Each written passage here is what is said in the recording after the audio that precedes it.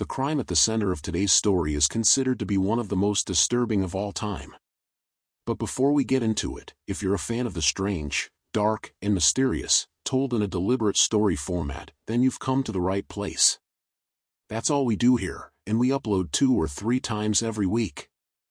So, if that sounds interesting to you, please invite the like button to come to the zoo with you, then spill honey all over it and push it into the bear enclosure.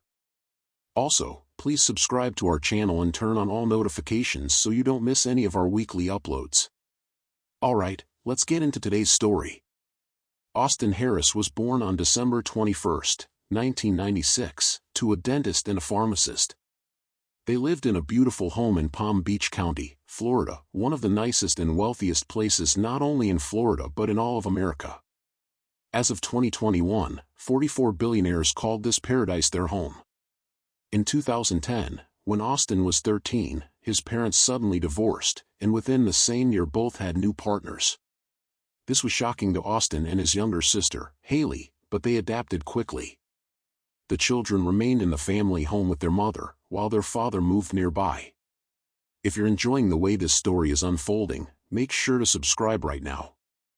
That way you won't miss any of our upcoming dark and mysterious cases, and your support helps us keep bringing these stories to life. Don't forget to hit that like button too, it really makes a difference.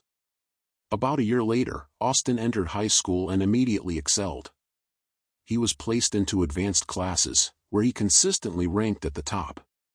Physically, Austin was tall and strong, 6 feet, 200 pounds, and naturally played football all 4 years, even wrestling during his sophomore year. Despite his size, coaches often criticized him for not being aggressive enough, trying to rile him up before games, but Austin was simply laid back. He was far more interested in helping people than hurting them. Towards the end of high school, he became obsessed with finding a career where he could help the greatest number of people. Speaking about it brought a huge involuntary smile to his face, which led his father to affectionately call him the happy boy. Shortly before graduation in 2015, Austin received a letter from Florida State University, announcing his acceptance into their 4-year pre-med program. His dream of becoming a doctor now seemed possible, and his family was elated. That summer was idyllic, filled with family and friends, until they drove him north to Tallahassee, moved him into his dorm, and wished him well. His family felt confident that Austin was not only ready for college but for adult life. By the end of his freshman year, Austin's grades were excellent, he had a girlfriend, and he found an athletic outlet in bodybuilding, even building a small social media presence around fitness. But beneath this surface success, Austin was struggling. In his private journal, he wrote of deep inadequacy, convinced his peers didn't accept him. He obsessed over his shyness, wishing he could be more outgoing so others would like him. And hey, if this story has you hooked so far, share it with someone who also loves true crime and unsettling mysteries. The more you share, the more people can join this community and dive deep into these stories with us. During this period, Austin began abusing substances, alcohol, marijuana, Vyvanse, a stimulant for ADHD, hallucinogens like LSD and mushrooms, and even MDMA. Likely there were others as well. He oscillated between drug-induced highs and sober lows, filled with anxiety and depression. By the end of the year, he seemed poised for a mental breakdown, as reflected in his internet searches. "I think I'm crazy. What do I do? How do you know if you're crazy? Do I need to sleep? And what happens if you don't sleep?" He was questioning his sanity. When Austin returned home that summer, his family immediately noticed his odd behavior. Within days, he had moved his bed into the garage, claiming the house was full of demons.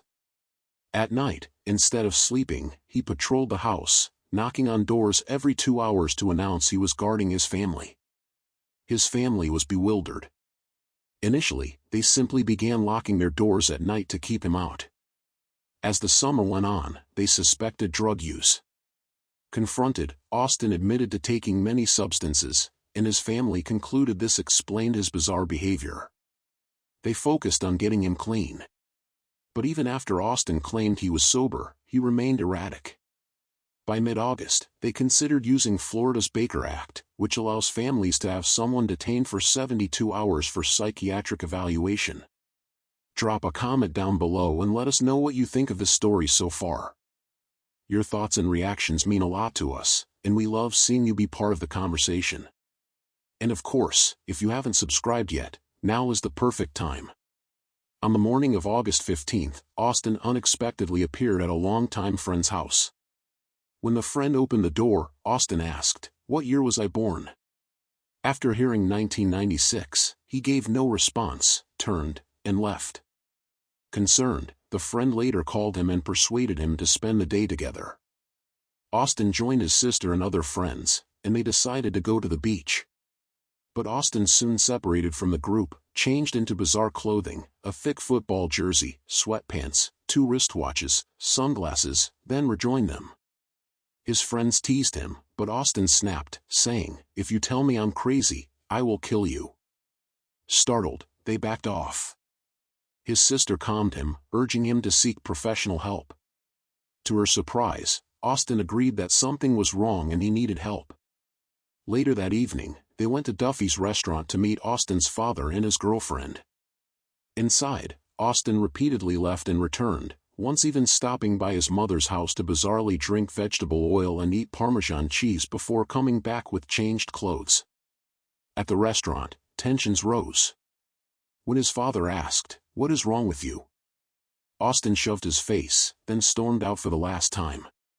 His family, panicked, reported him missing. If you'd like to see more stories like this one, make sure to like this video. It's a simple click, but it helps a ton with the YouTube algorithm and allows us to keep creating more content for you.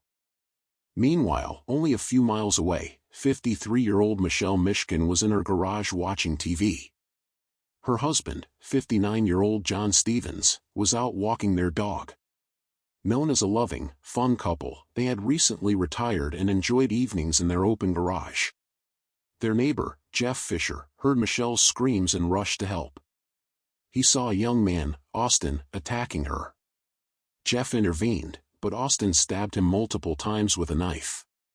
Bleeding heavily, Jeff fled and called 911.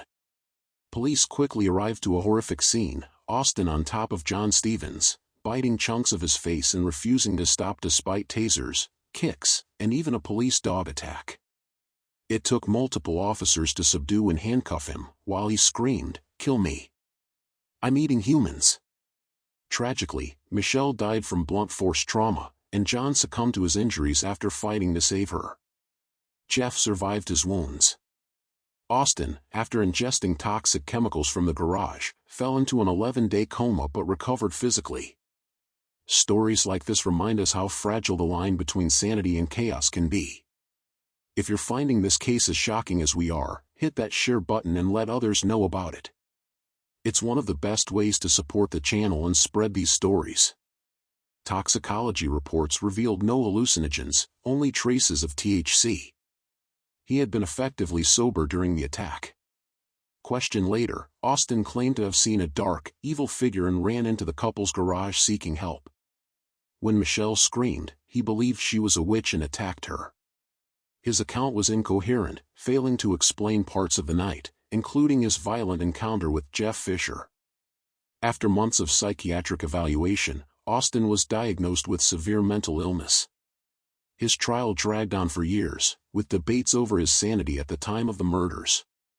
Ultimately, the jury rejected the insanity defense. In 2022, Austin Haroof was sentenced to life in prison without the possibility of parole. Thank you for watching until the end. If you haven't already, subscribe now and join our community of true crime and mystery enthusiasts. Don't forget to like and share this video so more people can discover these stories. We'll see you in the next one.